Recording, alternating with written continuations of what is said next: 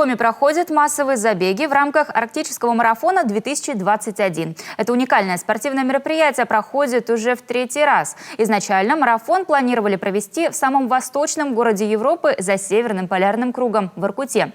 Но из-за пандемии забег, как и в прошлом году, вновь перенесли в онлайн-формат. В период с 14 августа до 14 сентября все желающие могут пробежать его в своем городе и зафиксировать результаты. Так, в Ухте массовый забег на набережной Газовиков организовали студенты кадетского батальона при Ухтинском университете. Мальчики бегут у нас 10 километров, девочки смело трешечку, они 3 километра, они любят у нас бегать. Рассчитать свои силы, чтобы не начать уверенно и закончить уверенно.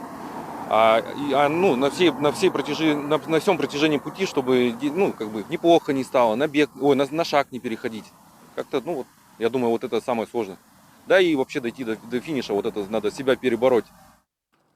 Количество участников арктического марафона ограничено, но пока на дистанции 600 метров и 21 километр есть места. И принять участие в арктическом марафоне все еще может каждый. Для этого необходимо зарегистрироваться на интернет-платформе, а после преодоления дистанции загрузить в личном кабинете скриншоты с информацией о пройденном маршруте, трек на карте, длину дистанции, среднюю скорость, время нахождения на ней и средний пульс. Фото участника тоже нужно приложить.